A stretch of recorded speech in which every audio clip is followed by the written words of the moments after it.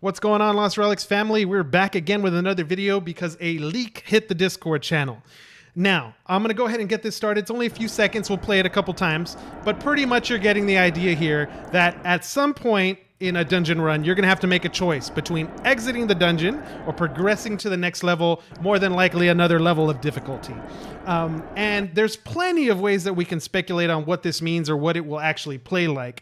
But in order to do so, I wanted to take you back in the past to 2020, back when this feature used to be much more common inside LostRelics. What I went ahead and did is I pulled up a couple of videos from one of Cliff's very first streams, back when Forgotten Artifacts was a thing and we were switching over to become LostRelics.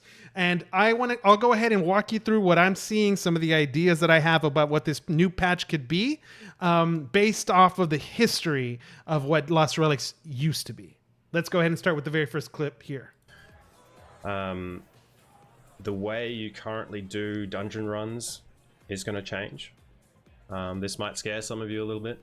I'm scared already, baby. It might excite some of you. Yeah, more exciting, actually. Instead, when you go into a dungeon, of being able to choose when you want to exit at the end, you know, you get to the end of the first level, and there's unlimited levels. You get to choose whether you want to go back up to the surface or keep going deeper. There's no longer an exit back to the surface. And when you start the dungeon, it tells you how many levels there are. So you have to reach the end in order to take your items out. So I'm just going to jump in now.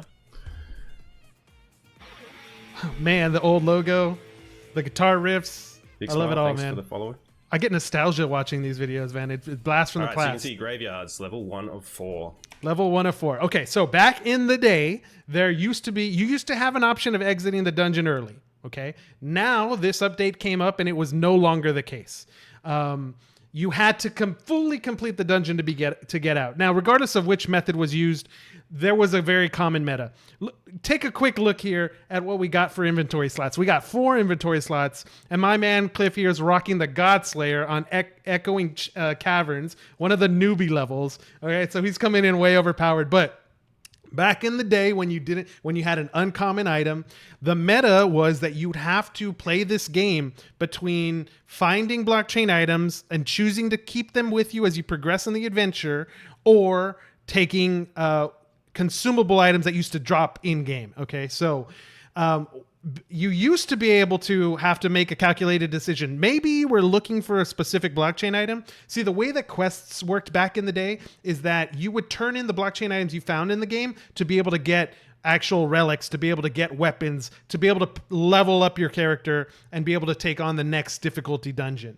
That used to be the way it was. So sometimes you'd be in the very first level and you find the specific item you were looking for, you find 2 copies of it, and you just bail. Like, okay, I need to exit here. He took that away at this point and became more of a, not necessarily an endless run, but a more of a difficulty jump, right? You needed to make it through 4 levels, and you'd have to play this management game of items, of healing, of energy pots, so on and so forth. Now I'm going to go ahead and jump over to clip number 2, and we'll talk. You'll see a little bit more about what I'm talking about. Good damage.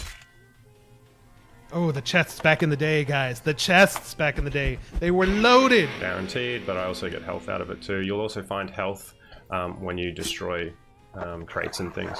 Yeah, there used to be multiple blockchain items dropping all the time, consumable items left and right. So in this case, he didn't pick any of those up, but so you can get the idea here of what I was talking about. You're not trying to get through the levels to get deeper as quickly as possible, because the rarity no longer increases the deeper you go. That's important. We're going to come to it right now. That's quite a bit of a change. It was a really big change back in the day. The pony is a demon of doom. I've been caught out a few times where I hear noises and all kinds of things going on, wondering, and I switch back and I'm like, oh, my pet is destroying items for me. And then he happened to find a rare, and so I heard the guitar riff and he found it for me. Dude, holiday events when pets would find blockchain items or holiday items was the best. The guitar riff out of nowhere, great feeling. Steemit Goldminer says epic. All right, level 2 of 4, you can see there from the graveyards. Okay, important things to note here when we talk about this idea of time versus completion and rarity. Okay, So we used to have a more bigger focus on completion. You wanted to be able to view the, obviously as a developer, you want your players to see all your work, right? So you want them to complete the entire dungeon, search for all the items by breaking boxes and barrels and killing mobs and so on and so forth.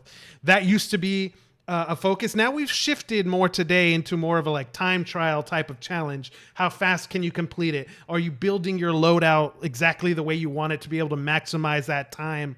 Or maybe you're taking on a dungeon that's a little more difficult than what your items allow you to do. So you spec more to survival versus time. That's a little bit more of the gameplay that we're in now. Second thing about rarity. If, back in the day, obviously, the amount of blockchain items that dropped back in the day is much different than nowadays. So if we are going to be talking about an endless runner, not endless runner, but an endless type of dungeon, an end game type of content, I would assume here that you're not going to just simply be able to go make it another level further and now all of a sudden transcendent items will drop. No, that can't be the case. It just wouldn't make sense. I would assume that the structure would be something more like, hey, levels 1 through 5 are going to be where you can get the uncommon loot drop table. And then 5 to 10 is epic, and then 10 to 15, you get where I'm going with it. Where you're not guaranteed more than likely to hit items, but I wouldn't be surprised if like once you get to level 25, okay, now you have the same type of rare loot drop chance that you would if you were playing a transcendent level. That would be my guess. Maybe it's not going to be an endless runner. Maybe it's just going to be, hey, can you make it through dungeon level 10?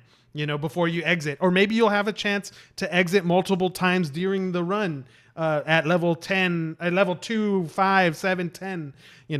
All of these are potential options, right? Let's go ahead and jump over to the next clip here. Short one, short little one. Pet? A rat pet. People are always in the Telegram channel, and I will add it to my to-do list. People love their pets, guys. People love their pets. But what I wanted to focus on here is that there used to be also healing tiles. Okay, you'd be able to activate this tile, regen yourself back up. So it would make it a little easier if you got lucky again and you hit blockchain items you wanted in the first level. You took them with you. You sacrificed taking healing items, but then you would be able to find one of these healing tiles. So it really just comes down to the question of like how long are these dungeon runs going to go? Like if it is infinite, then I could see a world where, hey, maybe you're going to bring in a bunch of consumables from the very beginning because you're going to want to survive as long as you can. But then once the game can predict that, hey, maybe you're out of regen items, maybe you do get a healing type of tile pop up for you that can just help you go just a little further on your run. Maybe not. Maybe it's just going to be completely focused on taking the right consumables in with you and playing flawlessly to be able to make it further. We'll see. Again, speculation. Jumping over to the next clip here. We're going to get a good little story from Cliff that I wanted to go ahead and share as he goes deeper into the dungeon also. I'll take the time about it, and we sort of discussed going forward whether that was possible for me to do. We decided I might as well give it a shot because no better opportunity, and then here I am. We're glad you're here. Thank you. One of the little stories here, Cliff talking about discussing with his wife about do you work a week? You pushing forward with the game. A ridiculous amount of stuff. More than I probably should. He's a madman. I usually start around 7 or something in the morning and go sometimes as late as 10 or 11 at night. Wow. 7 days. That's insane. 7 days a week. Major props. Passion project for the man. I gotta say, you can see it, guys. You can see how big of an improvement that we've had over all of these years. Look at the content now. And look at the content that was back in the day, So, here in this one, you can see he's coming into the 4th level, the final level of Echoing Cavern, and just giving us a little bit of background in terms of his work ethic and what he was thinking at the time. And now the final clip, exiting the final cavern, will go ahead and lead you. In this case, he didn't go ahead we're and he didn't bring any blockchain items out. But this would be the case. Major difference, obviously, now, guys. We got a end dungeon screen that gives us the time we took, the amount of damage we did, the net worth of your items. Big improvement. But again, he ended here specifically completing the 4th level. So we still don't know if it's going to be endless or if it's not. But there's some things to speculate on. Let me go ahead and just jump on over. I'm going to go ahead and put this here so you can see Cliff playing in the background while we talk about a little bit of what could possibly happen. First off, if you're planning for this upcoming update, maybe some of the things that you should consider are maybe relics that prioritize survivability versus time completion are going to be more important. Maybe those types of items that allow you to regen over time or allow you to be able to survive longer. Maybe damage and crit will still be the meta because you want to kill these mobs before you end up taking any major damage. That could be the case. But I think the things that are safe to say is that if we are looking at the past, at what had happened, at the way that it used to be, what would I expect seeing this model in today's 2024 Lost Relics? I would expect that it could more than likely be an endless runner. I would expect that there is going to be a big importance about what potions you bring with you and what consumables you bring with you to be able to survive to the next level. I would assume here that you're going to have multiple opportunities to exit the dungeon. So you have to take that risk reward. Now, we used to have consumables drop in the dungeons. Now we're bringing them in. So that meta of having to choose is gone, but it could slightly be replaced with this idea of when you choose to exit versus when you don't, versus are you going to hit an item or you're not going to hit an item that you need to progress. Those are some really key items. Obviously, I would assume, going back to the rarity discussion, I don't think if you make it to level 25 or 30 or whatever, that you're now in the transcendent dungeon and any blockchain item you hit in here will be transcendent. No, it can't. That system wouldn't work. But what could work is a system like, if we look at the other end game content that we have right now, when you complete it, you get multiple chests, right? It could be a world where, hey, some of those same rewards, those same types of chests, one might appear when you complete level 10. The second one appears when you complete level 15 and then 20 and so on and so forth, until eventually you run out of items. If we are also looking at an endless type of dungeon mechanic here, then I would expect difficulty to increase significantly as you go on. And if that is the case, it's going to be pretty fun there's going to be some players that are going to figure out some massive, not exploits, but some massive strategies or metas to be able to go further and further and further. And when we see someone get to a level that they've never got to before, again, this is why I'm hoping that it's an endless type of dungeon mechanic. I think that would be an awesome mechanic, awesome video to be able to see on YouTube, to be able to comment on. We're gonna, this idea of being able to who can push it the furthest and how did they do it? How did they accomplish it? So I'm just excited overall for this entire update that could be coming. We still don't have a time frame. It's coming soon, TM.